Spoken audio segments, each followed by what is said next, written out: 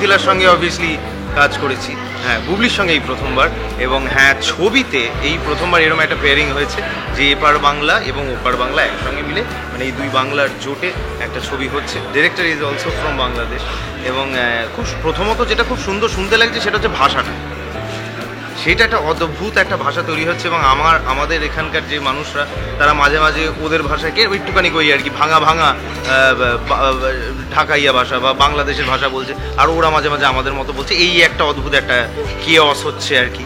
হ্যাঁ সেটা খুবই মিষ্টি বিষয়। হ্যাঁ হ্যাঁ তুমি গিয়ে আজকে ভাইয়া ফোন দেবে, আমিও বলছি যে এই রাশেদ ফোন দিও, কিন্তু এবার আমারও ফোন দিয়ে ওটা চলে আসছে। এই বিষয়গুলো হচ্ছে, তাছাড়া কালচার ওই জায়গাটা থেকে যদি দেখি, ক্রিয়েটিভিটি জায়গা থেকে যদি দেখি, বাংলা ইন ইটসেলফ এই পৃথিবীর প্রচণ্ড স্ট্রং একটা জায়গা, রাইট? সেটা ইতিহাস বলছে।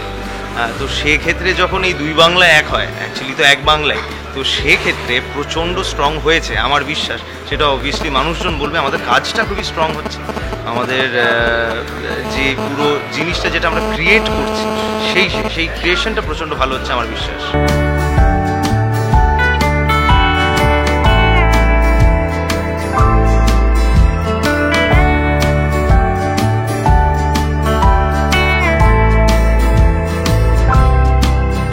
প্রথমেই আমি আসলে দিদি যে প্রশ্নটি করলেন সেই সুবাদেই বলছি সবাইকে হ্যাপি নিউ ইয়ার 2024, কারণ ইংরেজি নববর্ষের শুভেচ্ছা জানাচ্ছি আমার এই প্রিয় মানুষগুলোকে। কারণ আমি বাংলাদেশ থেকে আসলেও আমার বাংলাদেশের প্রেসের সাথে এবছর এখনও দেখা হয়নি, সেই প্রথমবার আমার এই প্রেসের এই রেসপেক্টেড সব জার্নালিস্টদের সাথে দেখা হলো। কারণ আপনাদের জন্যই আমরা যেমন আমাদের কাজটা শুধুমাত্র যদি আমরা আমাদের মধ্যে রেখে দিতাম তাহলে এটা কখনোই হতো না। আমাদের এই কাজটা যখন আপনারা পৌঁছে দেন দর্শকদের কাছে, সেটাই আমাদের সার্থকতা, এবং এভাবেই কিন্তু কাজের খবর সবাই জানে। সো এই জন্য স্পেশাল থ্যাঙ্কস সবাইকে। আর আমি আপনাদের মাধ্যমে আমার বাংলাদেশের সাংবাদিকদেরকেও হ্যাপি নিউ ইয়ার জানিয়ে দিচ্ছি।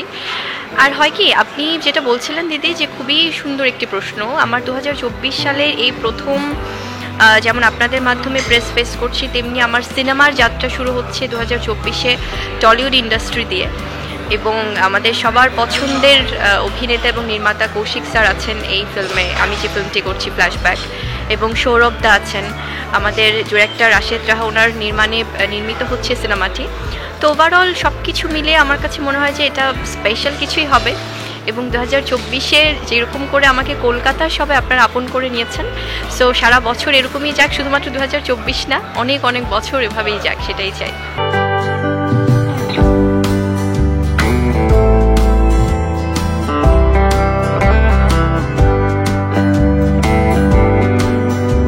আমার না আসলে দিতে যেটা হয়েছে যে একে তো যেটা সৌরভদা বলছিল যে ভাষাগত জায়গা থেকে, যদিও আমাদের একই ভাষা বাংলা, কিন্তু তারপরেও একটা কোথায় যেন একটা মিষ্টি দুষ্টু একটা ভাব আছে আমাদের দুই বাংলাতেই, কলকাতা বাংলাদেশে।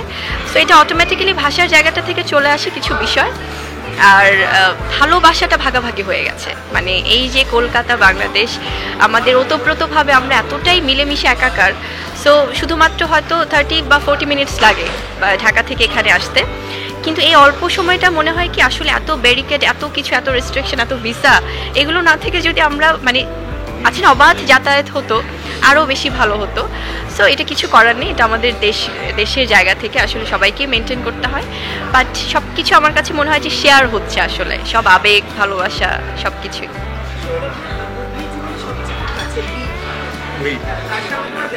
আমার দেখা হয়নি এখনো, কিন্তু ইনশাল্লাহ হ্যাঁ দেখা, এই দেখলি আমি কেরকম ইনশাল্লাহ বললাম। হ্যাঁ এই বিষয়গুলো যাই, on a serious note, actually ওর ছবি দেখেছি, বীরের ছবি দেখেছি, হ্যাঁ বীরের মতোই হয়েছে, বীর পালোয়ান হবে, আশা করবো সেটাই হবে। এবং সত্যি একটুখানি আলাপ করতে হবে, বীরের সঙ্গে আলাপ করতে হবে।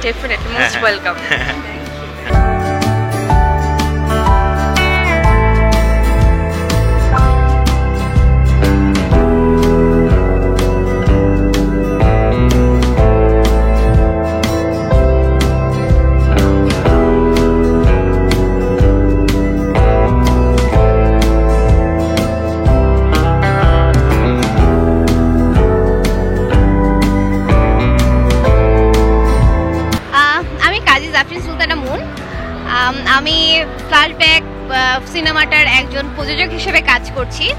এটা সম্পূর্ণ কলকাতার একটা মুভি, তো এটা আসলে বাংলাদেশের কোনো মুভি না, এটা সম্পূর্ণ কলকাতার একটা ব্লু ভাইল এন্টারটেইনমেন্ট প্রোডাকশন হাউস থেকে এই ছবিটা হচ্ছে বের হচ্ছে, যেখানে আমি এবং আমার দাদা নারায়ণ দা দুজনে মিলে এটা হচ্ছে প্রযোজনা করছি।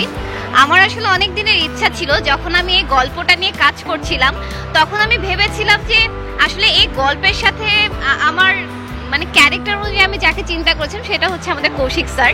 তো কৌশিক স্যারকে নিয়ে যখন কাজ করার আমি চিন্তা ভাবনা করেছি, তখন আমার মনে হয়েছে এটা আসলে আমাকে কলকাতা যেয়েই করতে হবে।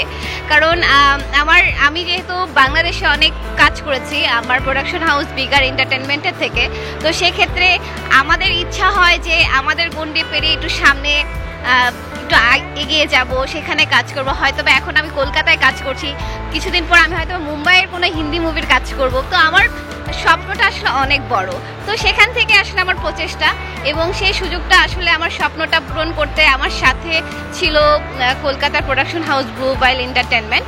তো এই তো আমার যাত্রাটা মাত্র শুরু হয়েছে, দোয়া করবেন যাতে এই প্রোডাকশনটা খুব ভালো হয় এবং দর্শক যাতে এই প্রোডাকশনটা খুব ভালোভাবে গ্রহণ করে। কারণ আমাদের প্রোডাকশনটার হচ্ছে মানে আমাদের সিনেমাটার সব থেকে মূল আকর্ষণ হচ্ছে গল্প, এবং গল্পের সাথে সাথে আমাদের যে চরিত্রগুলো আছে কৌশিক স্যার, বুবলি, সৌরভ ভাইয়া এবং আরও যে আর্টিস্ট আছে সবাই আসলে এত সুন্দর করে গল্পটার মধ্যে ঢুকে গিয়েছে, এবং এক একজনের ক্যারেক্টার আসলে তার এত সুন্দর করে এটা ফুটিয়ে তুলেছে। আসলে নিজেদের গল্প বা প্রযোজনা করছি বলে বলছি না, বাট আসলে মনে হয় যে একটা ভালো প্যাকেজ এই বছর কলকাতার দর্শকরা সবাই আসলে দেখতে পারবেন।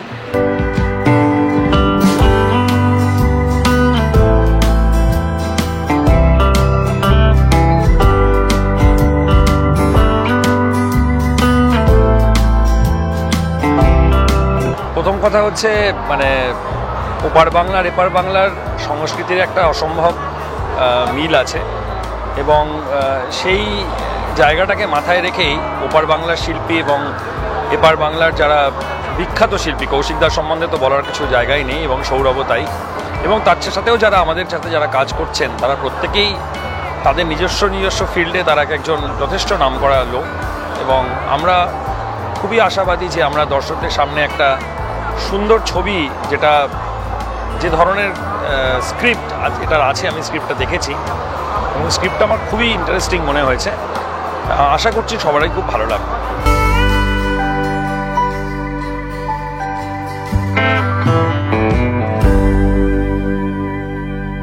টলিউড ফোকাস কলকাতা চ্যানেলটি আপনাদের ভালো লাগলে লাইক করুন, সাবস্ক্রাইব করুন এবং আপনাদের প্রিয় ভিডিওটি অবশ্যই শেয়ার করুন। Tollywood focus Kolkata.